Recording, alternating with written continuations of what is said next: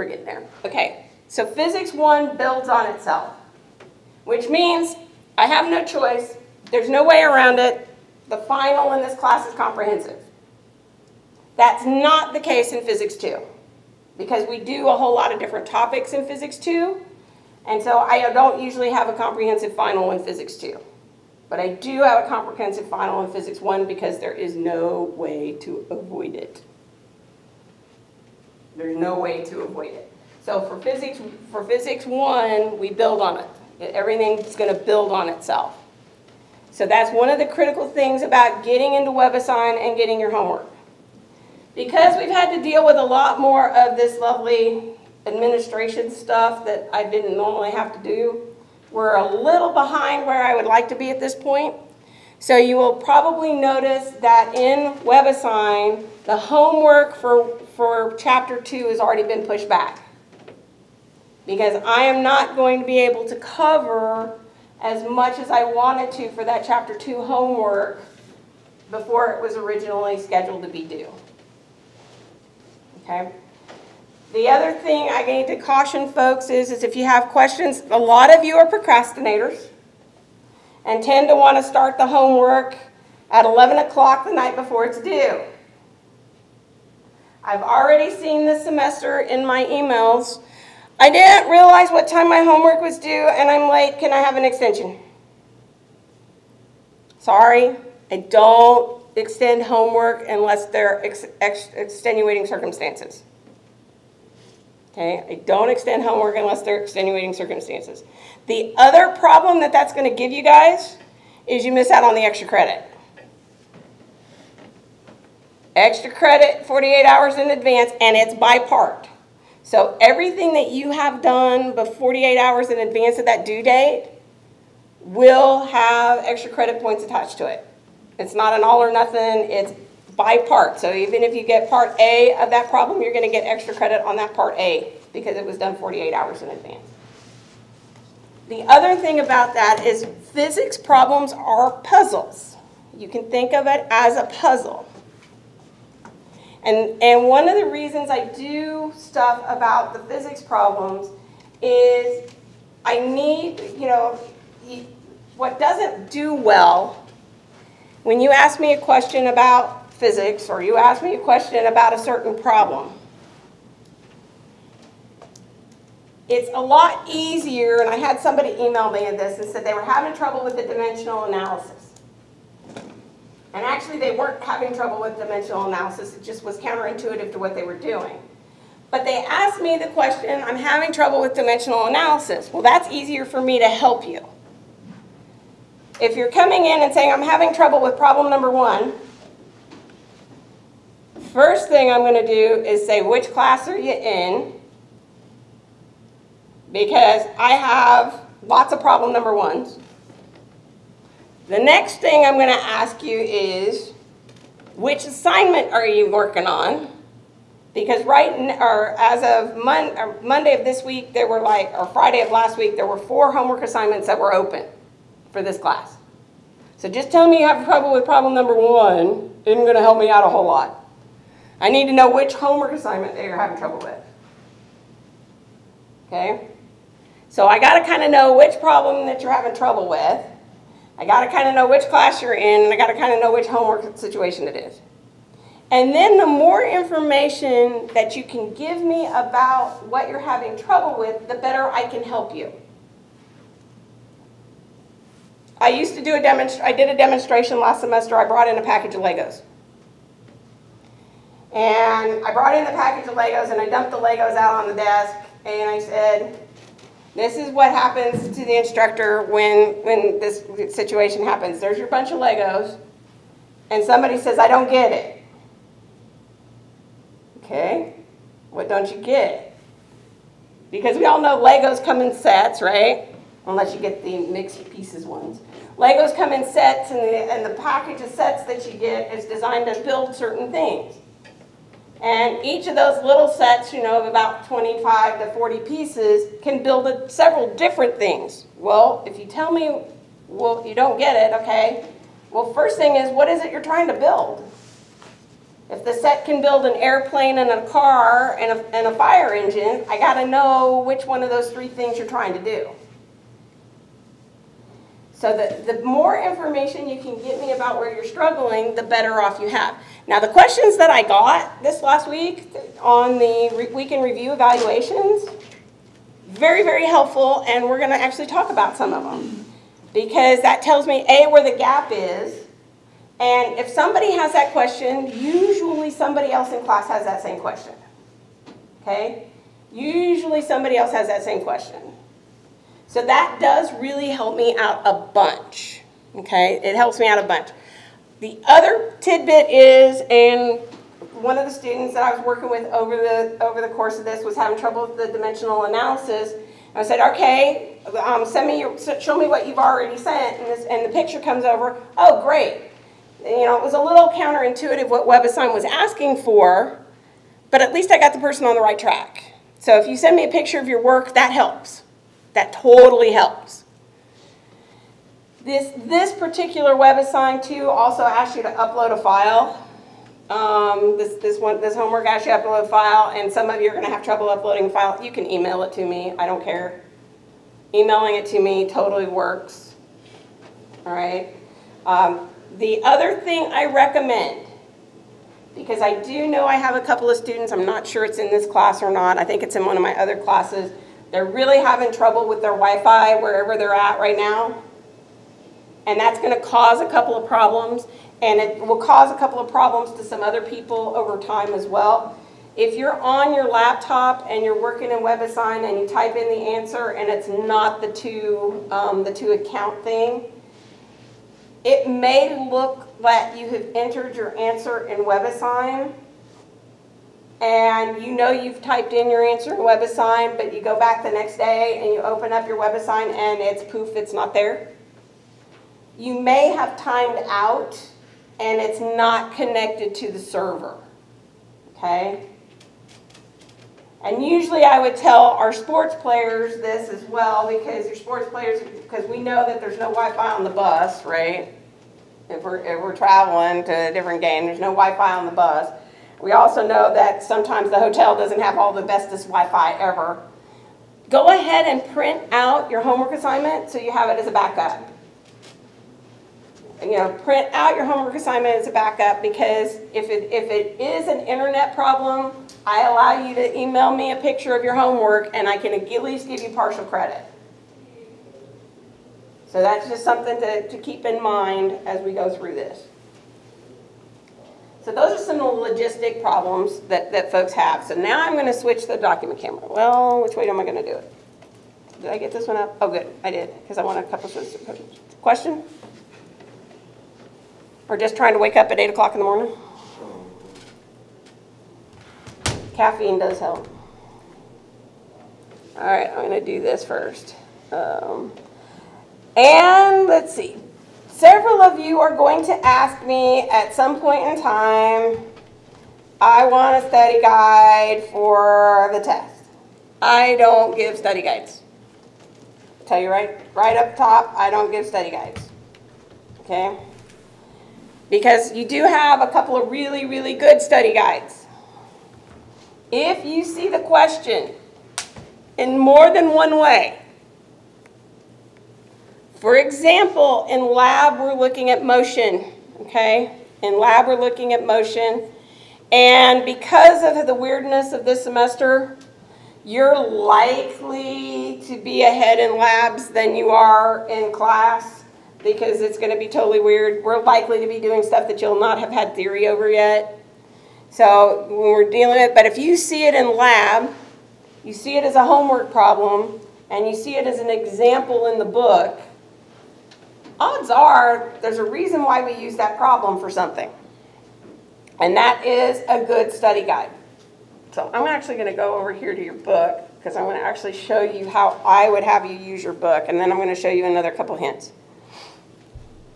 What is I?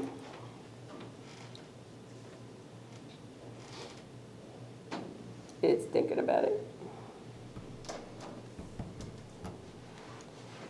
Okay, so I'm going to go to your ebook first. some of you probably do have the 3-ring binder portion of the book, which does help. And if we go up here and we look at topic 1 in the ebook,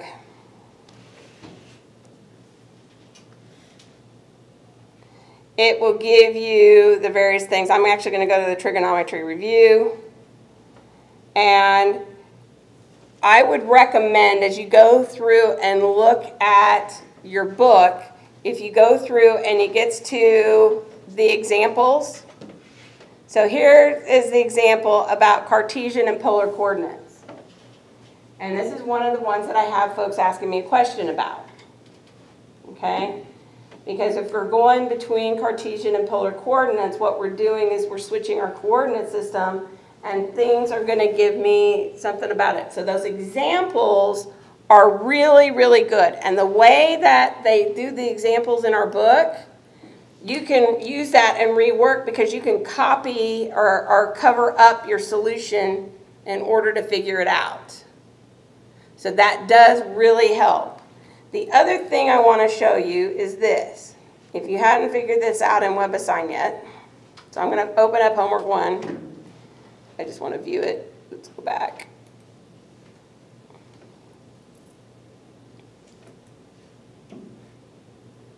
Let's get there. Okay, so this is the dimensional analysis homework problem. I want to draw your attention to this thing right up here. Okay? It's got some gobbledygook right here. It's got some gobbledygook. That's associated with your book. That's just telling me, that's telling WebAssign what book I've assigned the problem from. But then it's got chapter 1, 3, problem number 4. So we all know that our textbooks have problems at the back of the chapter. Well, we also know that in the back of the book there are answers to selected problems, right? If I know what problem I'm working, because all WebAssign is doing is adding various variables to it, when it does, is you can actually go to the back of your chapter and actually look at the problem without the variable, and then actually have the answer to help you out. So it's a good way to practice. The other thing about how your problems are in your book, they're done in order by the section. So if I'm working that problem that's in that section, that tells you which section of your chapter to go back and look at. So you can actually utilize your book a lot to help you out on the homework problems. Totally utilize your book to help you out. And that's what this code is. This code right there is telling you that this is problem number 4 at the end of the chapter. And if you go down, this is telling you this is problem number 5 at the end of the chapter, so that you can actually utilize it and look at it. So hopefully that's going to help you out a little bit. Hopefully that'll help you out. So, and your book is a really, really good study guide. And I will usually tell you which example, as we're working it, that you really want to work on, because that's kind of important. And I've got to note that the formatting, email me about the formatting, because sometimes WebAssign gets really persnickety about formatting.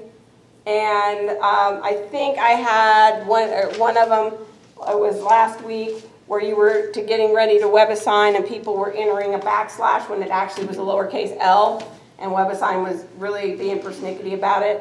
When you get to scientific notation, WebAssign is being persnickety. And that's a good place to do the Ask Your Instructor, so I can go in and look at it to see if it's a formatting thing or if you're on the wrong track associated with the problem. Okay? Any other questions that comes in? All right. Other questions? Guys good over Enid? Everybody looks like they're good on the line? Okay. Oh goody, now we get to switch. Switch. All right. So let's talk about polar coordinates, and let me see if I've got it.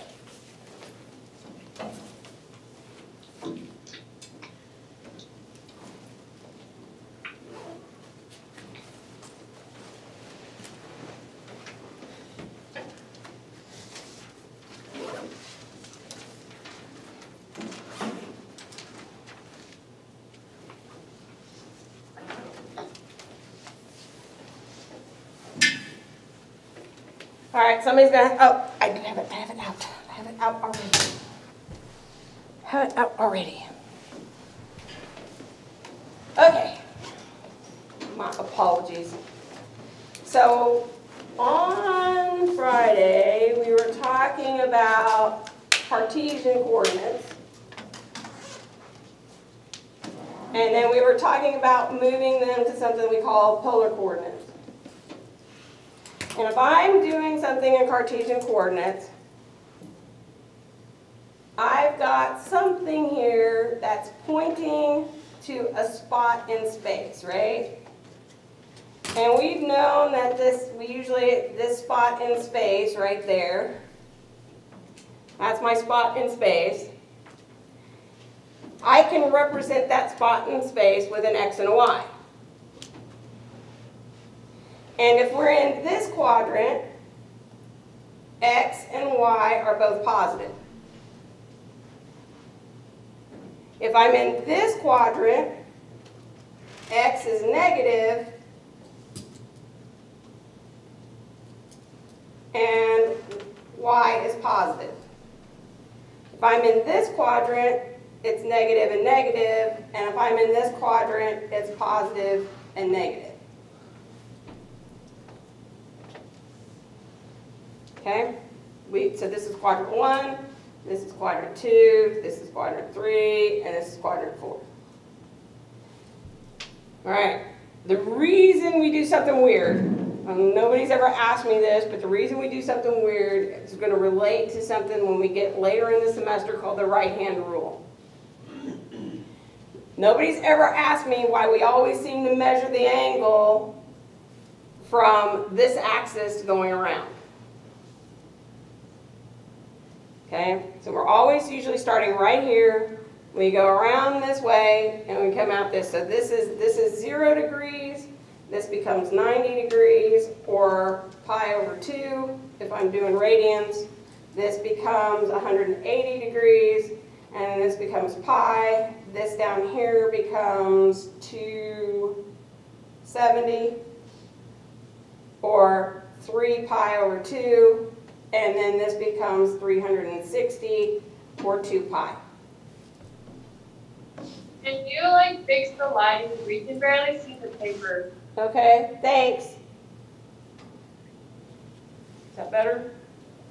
Yeah, thank you. Is that better even? Better on the screen. You guys okay over here? Okay.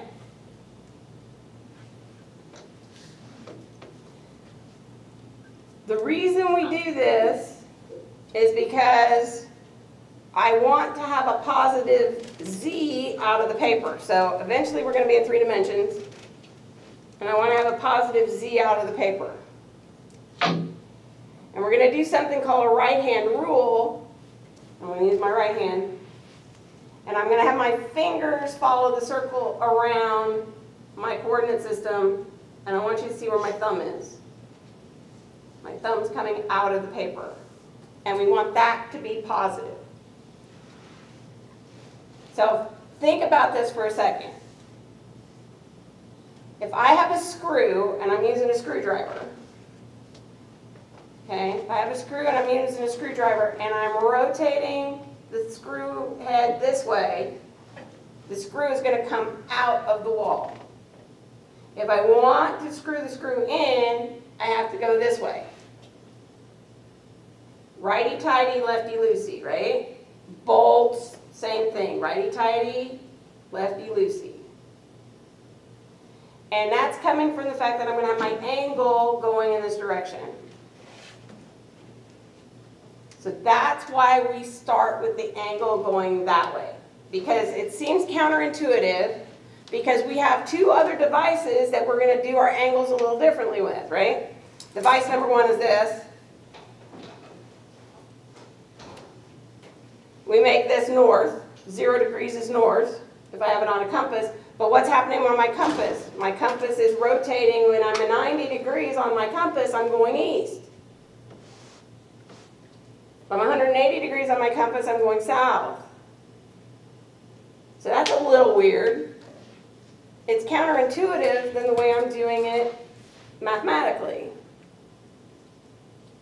The other thing that we do is what? Clockwise and counterclockwise. Clockwise has us go this way.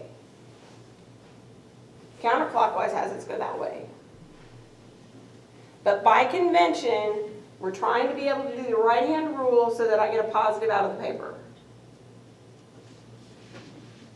Okay, we're going to positive out of the paper. And we'll see that again, but that's why we're going to go in this direction.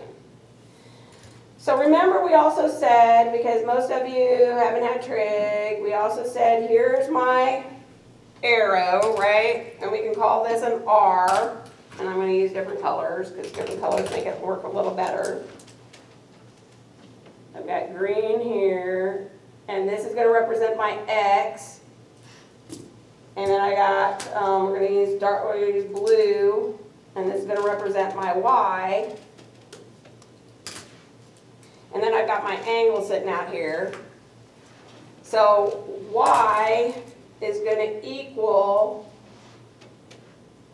R sine theta. Okay, Y is going to equal R sine theta. Now we said that if I'm in Cartesian coordinates, I've got an X and a Y. In polar coordinates, I have an R and a theta, where the R is the length of this side and theta is my angle away from the axis. So I can do an R and a theta, or I can do an X and a Y, and it's going to represent this spot in space. Okay? It's going to represent that spot in space. So if I'm in this quadrant, something's going to happen. Okay, if I'm in this quadrant, we're going to use a green one.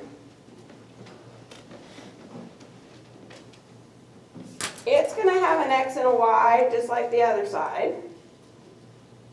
Except this time, my X is negative, my Y is positive. I still have an R. I still have an R. And if I'm looking at this and I'm wanting to figure out my coordinate systems, first thing I know I've got a negative X, but guess what? I can use this angle phi here, and this side, right here, would be R sine phi. Oops, I want it to be a sine phi. And that's going to give me my value of Y. And this X, because we said this X here is going to be R cosine theta. That R there is going to be, this is going to be R cosine phi. But to get the right answer, I need to make sure that I put the negative sign in there, because the negative sign is going to tell me I'm playing in quadrant number 2. So I've got to kind of draw a picture, and for those of you who know me or have heard from me, it's really hard to get a 0 on a problem, even if I do it electronically. And you've got an A, B, C, or D as your solution out there, if you show me your work, there's an opportunity for partial credit on an exam or a quiz. There's an opportunity for partial credit on an exam or a quiz. And if you draw a picture,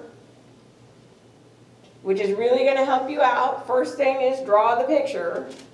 It's going to help you out.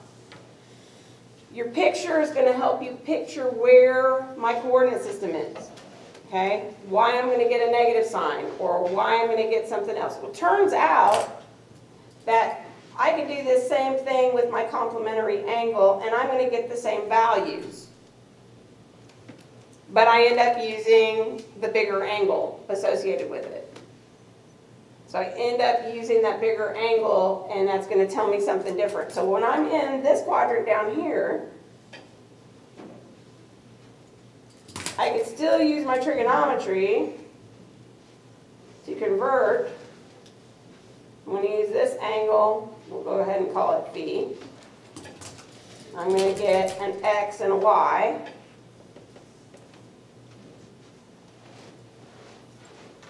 But this time, there's my r, the value of this x, when I represent this point, has got to be a negative x and a negative y.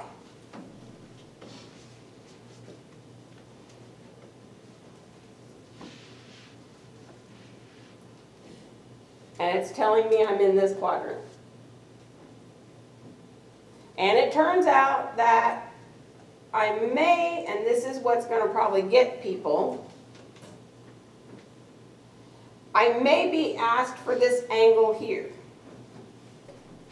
So let's do that real quick. Let's say that this side is, we're going to say that this side is 3.5, and we're going to say that this side is 3. So I have different numbers, okay? So let's figure out r. So r squared is equal to x squared plus y squared. And I've got my x is 3.5 squared, and my y is 3 squared. So if I do that, put it in the calculator, 3.5 squared plus 3 squared, it's going to give me, this gives me 21.25. R is going to be the square root of that. This gives me 4.61. So when I'm calculating, and this is one of the things that you're going to have to do, is you're going to have to figure out what it is you're calculating. Okay? So I'm going to calculate phi. So the tangent of phi is going to be my x, or my y divided by my x. So phi is going to equal the arctangent of y divided by x. Well, I'm going to go ahead and put in the negative signs here just to follow through the negative signs. So I've got negative 3 divided by negative 3.5. Arctangent. I got sloppy there. So let's do that. I'm going to do the second function, my arctangent, which is going to give me my inverse of my angle. And I've got 3, that's okay, 3.0.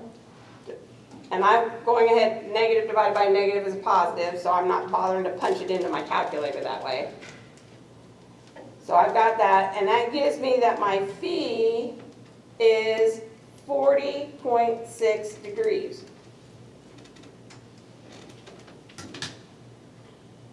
That's the angle I calculated.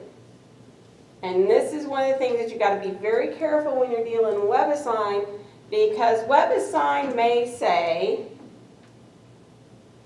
I want the angle from the positive x-axis. It wants theta. It doesn't want phi, it's asking you for theta.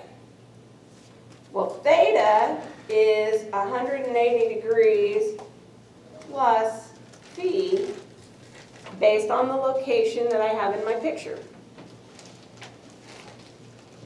So if I do that, this becomes 180 degrees plus 40.6 degrees. This is going to give me 221 degrees. So if I typed in 40.6, WebAssign is probably going to give me veto, because it's really wanting the 221 degrees.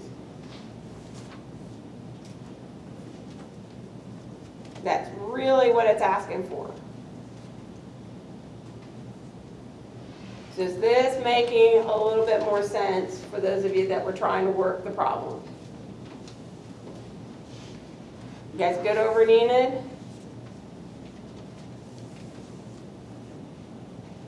Everybody good online?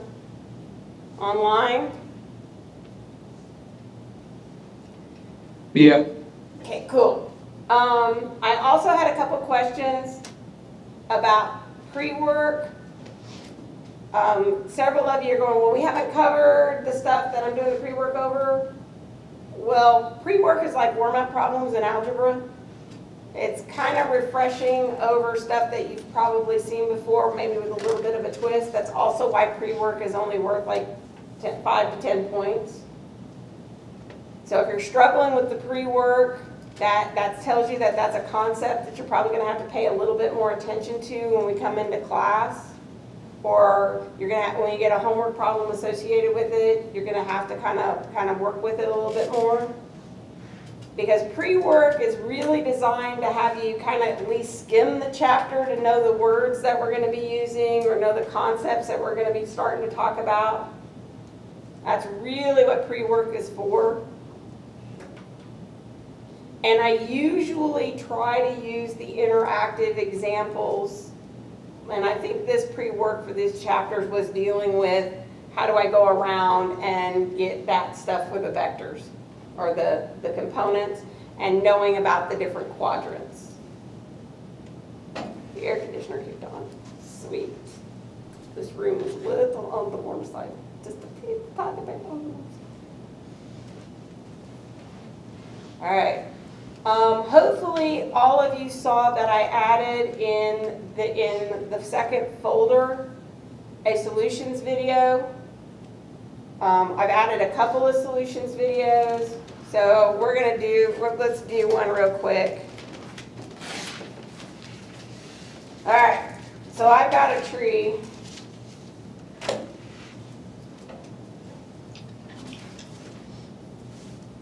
Okay, I got a tree.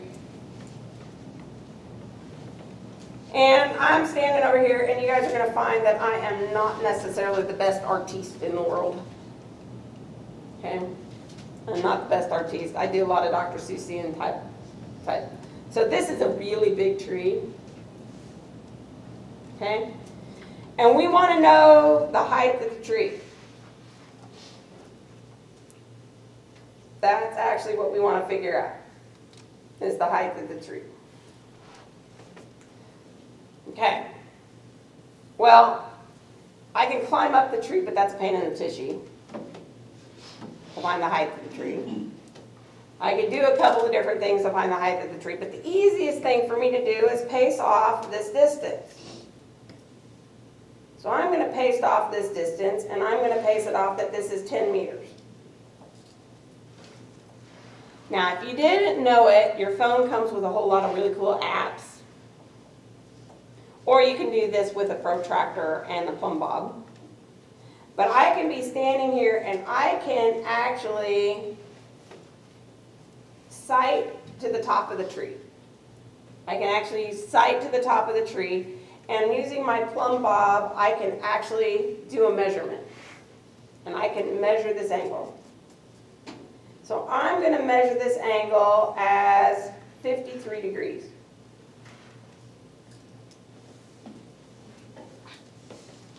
I want to know the height of the tree. Well, I have a right triangle. And so now the question becomes, which thing do I want to do? So let's write what I've got. Sine of the angle is going to equal the opposite over the hypotenuse. This is the hypotenuse. This is the opposite. And this is the adjacent. Cosine of my angle is going to be the adjacent over the hypotenuse. And tangent of the angle is going to be the opposite over the adjacent. So let's look at what information do I know. I don't know the hypotenuse, so I don't have that piece of information. I have my angle, I have my adjacent, and I have and the opposite is what I'm trying to find. So when I look at this, I know the angle, that's what I'm trying to find, and I have the adjacent. So let's rearrange this to solve. So let's just rearrange this. So I've got the tangent of the angle is going to equal the height that I'm looking for divided by the distance away from the tree. So I'm going to rearrange it just to solve for h. So this is going to be the tangent is equal to h. So now I'm plugging in my numbers. I get 10 meters. I get the tangent of 53 degrees, and that's going to give me my height. So let's do that. So I get tangent times, I get 10 times the tangent of 53 is equal to 13.3 meters.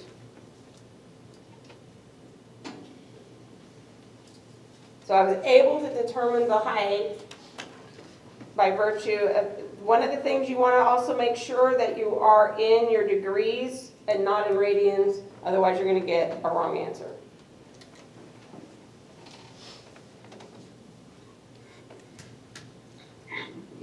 Okay, so now let's do something a little further away.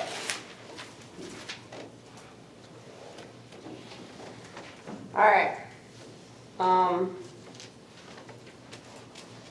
I got a mountain over here. Strange mountain.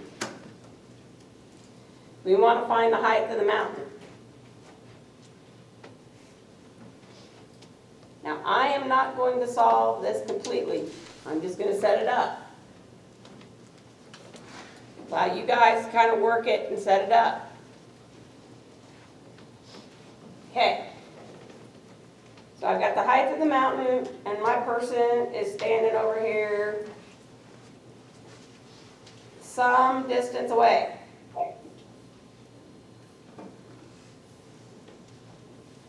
We don't know that distance. It's not something we know.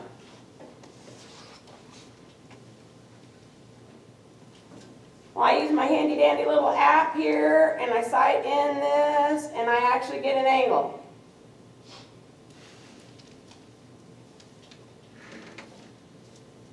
So right now I've got something that looks like this. I've got the tangent of the angle is going to equal the height of the mountain divided by my distance. That's my first equation. Well, even though I don't know the total distance away from the mountain, I can do something and still figure out the height of this mountain. Because I can measure this angle. So I'm going to actually walk a little bit, and I'm going to measure this angle phi. And I know this distance. And we're going to say that distance x right there. So I'm going to give myself another variable. I'm going to give